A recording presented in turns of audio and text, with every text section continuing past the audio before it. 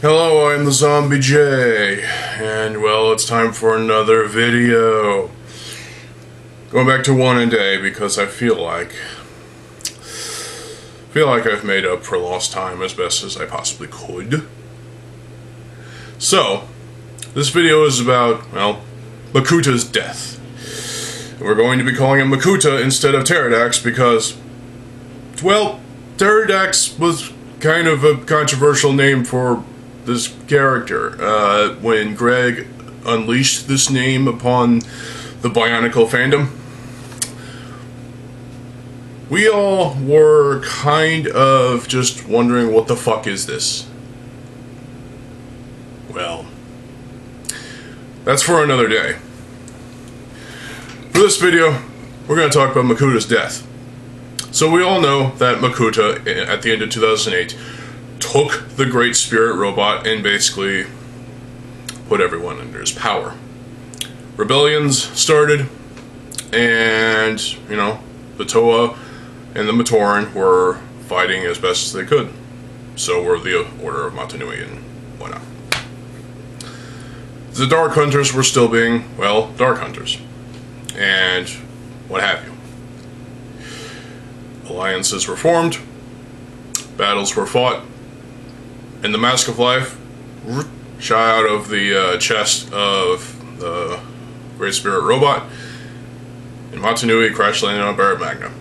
The events of the Legend Reborn happened, and well,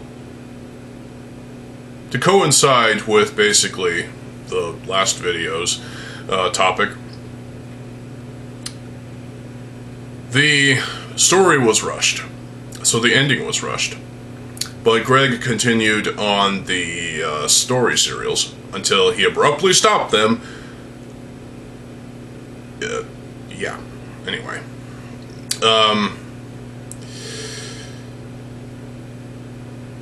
So the Mega Village happened, and eventually, you know, Matanui convinced Ranu to let him take the village.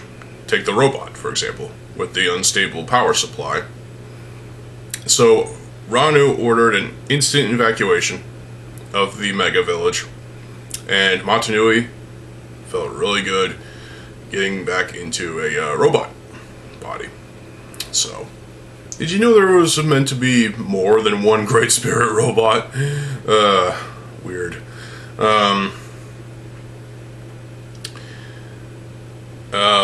So then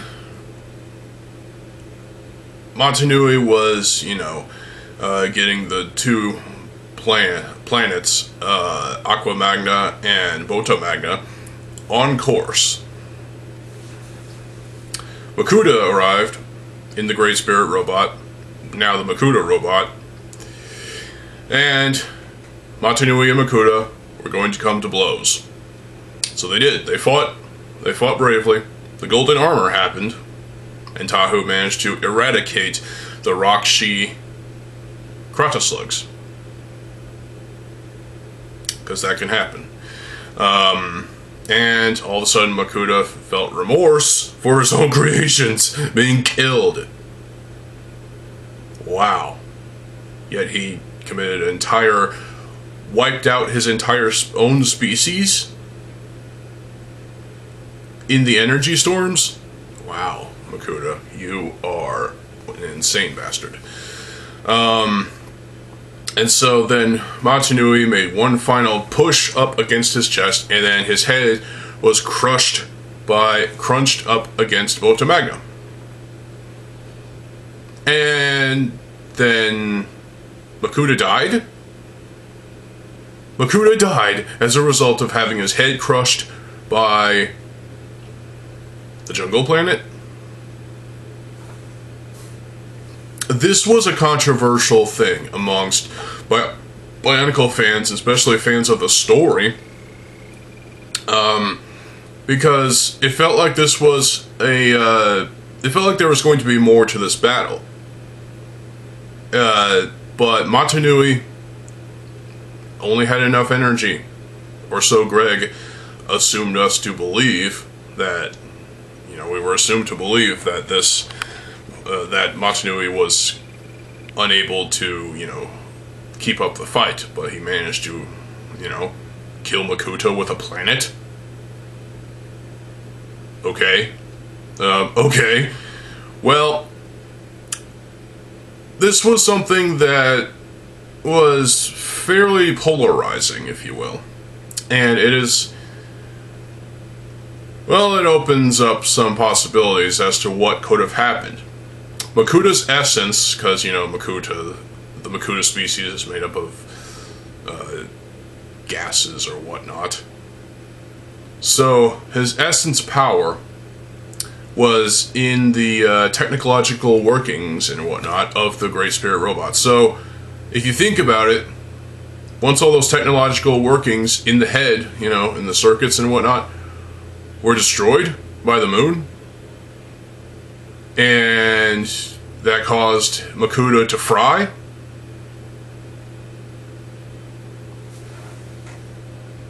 is that even possible? Is that even possible for Makuta to die that way? Well, according to Greg and Lego, it was. This was just a silly excuse to end the story quicker, despite all the serials still being worked on, but we'll ignore those for now. Yeah, Makuta's death was just the most... it felt rushed. It felt rushed, and not in a good way. It really was. It really wasn't. I believe there was going to be more to this battle, and Makuta was going to be defeated in another way. But then they had to, you know, make Matanui... they had to write the story in a way that would help Matanui be able to defeat Makuta in the most obscure and stupid way possible by pushing up against his chest and he gets crushed by a moon. That's basically it. And this is probably the silliest death that I've heard of. It's like an Autobot or a Decepticon being crushed in the head by the moon. Or an asteroid. Either way, their head's gonna get crushed and they're gonna die. I understand people like to see a crossover between Bionicle and Transformers. Well, I don't like that.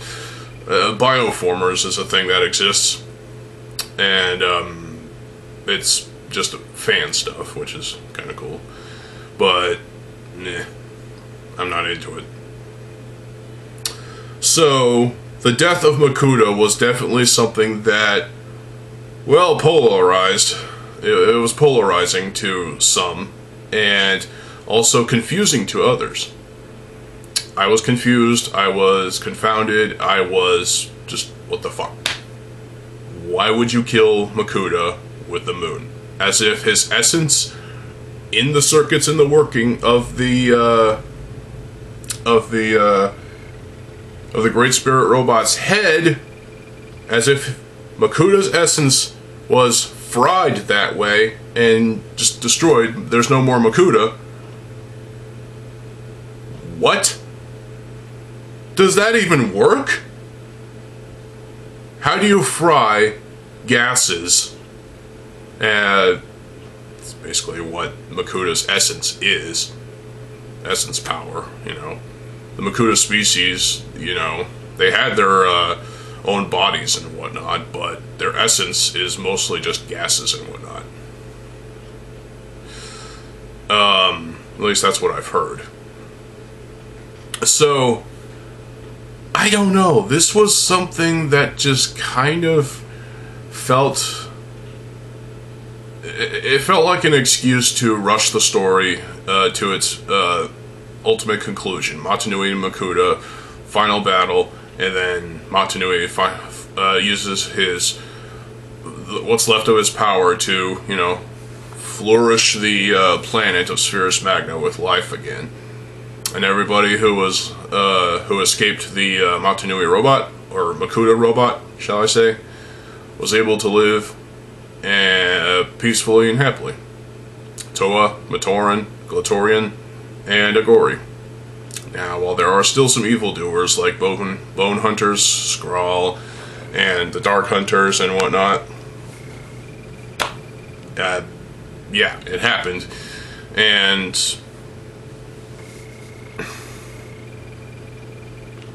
how do you kill Makuta with a moon? It just doesn't make sense.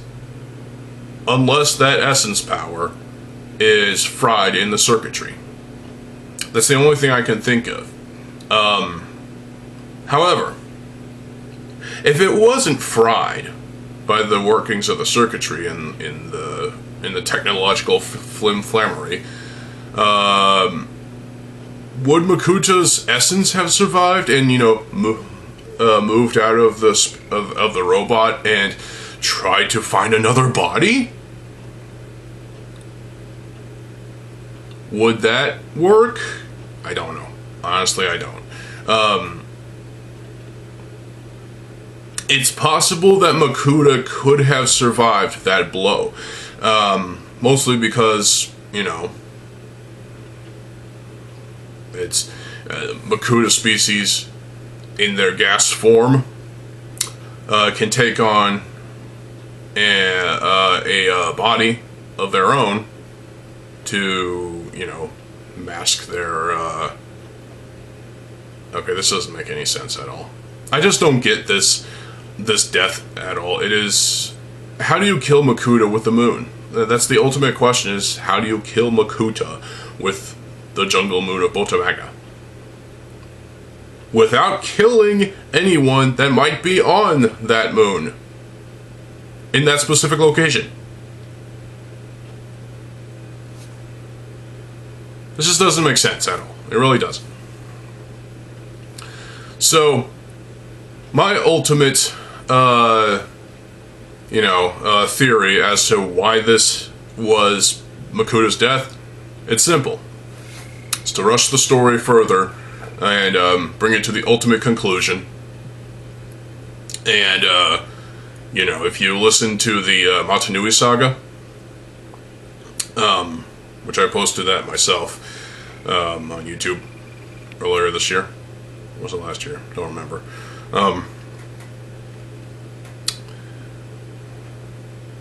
Yeah, it just felt that,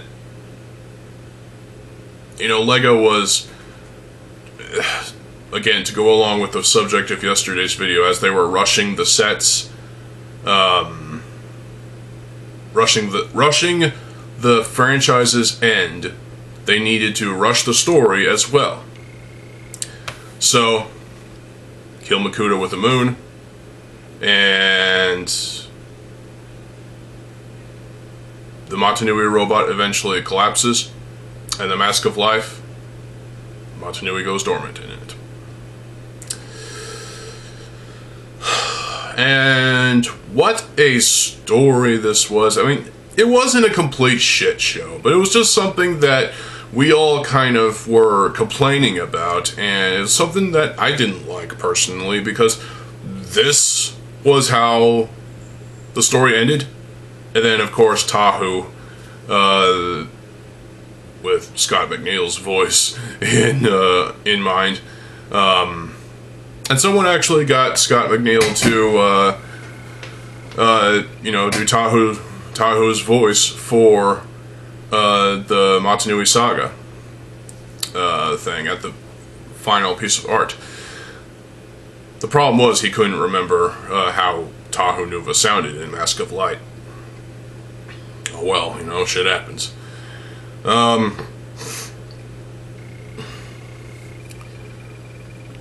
But again, Makuta's death just felt really... It may not have been the greatest way to kill Makuta, but it is one. And therefore, it's justified? I don't think so. I really don't. This was the only way I feel Lego could have rushed the story to its final conclusion, and, the inhabitants of Spherus Magna to move on. And overall, what the hell? It's just Makuta's essence could have survived and could have just like came out of the robot and then maybe dissipated in the air because it's a different planet. I can come up with all kinds of things to fight this story idea, but it happened, and as a result of that, we all were scratching our heads in confusion, and some of us were just, you know, not liking the direction this took the story in. Overall, this was silly and stupid, and ultimately, it's Lego's fault, 100%. They are to blame for the rushed story, as well as rushing the series to its conclusion, to rushing the sets to the franchise to its final conclusion. And you all know why, because of the subject of yesterday's video. This was something that, well, could be seen as just Lego being awful in some regards. You know, the story was meant to last for 20 years. There was a planned 20-year story with, I think, 7 arcs? 7 main arcs. We only got 3.5. And that is not okay. I would have loved to see how if the 20 years was met, how those 7 arcs, those remaining 3.5 arcs would have been. Where would the story have gone in that regard? Would Makuta still be around? Probably. Would he be killed? Would he still be killed by a moon? I don't know, honestly. And then there's, of course, the sequel to The Legend Reborn, and then the movie that was supposed to come out after that. Those were canceled. There was a script that was supposedly written for the sequel to The Legend Reborn, but I've never read it, and I've never seen it online, so kind of doubting its existence. But yeah, overall, as I said, the death of Makuta was just strange and kind of shocking in a way, because it's like Matanui hit him in the head with a moon, and that's how he dies. That's like if a human being got hit by a big fist-sized stone and it knocked him unconscious. I mean, really, this is just a ridiculous part of the story that just doesn't make sense at all. It really doesn't. No. And with that comes the ultimate price to pay. Lego received scrutiny, and so did Greg Farsty, because he wrote it. He wrote this part of the story, so he's to blame, partially. But ultimately, the full blame goes on Lego. Simply because they wanted to rush the franchise to its final conclusion, so they can move on. Bastards. How dare you? So, that's basically it for this video. I mean, what do you think about Makuta's death? It seems to be just, you know, something that we could have seen happen. We could have expected to happen, but this was one of the most unexpected things, you know, that was bestowed upon us in during G1's run. And it's those unexpected things that really get to you sometimes, and this one really fucked with people, me included. And at least they tried to be convincing with this death, but it also kind of didn't make sense. Whatever. Anyway, this video is long enough. If you have any theories as to why this death was possibly... there's no defending this death. There's no defending Makuta's death.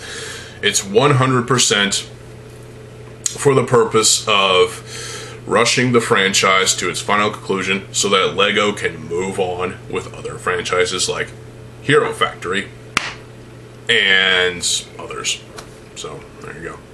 That's all it is, really, because they were really chasing the dollar signs everywhere. And greedy corporation fucks business tactics. It's all a ton of bullshit, and really we shouldn't stand for it. So, there you go. I'll be back tomorrow with another video. So, stay tuned for more videos. I am TheZOMBIEJ. I'll see you folks later. Have a good fucking day, and peace.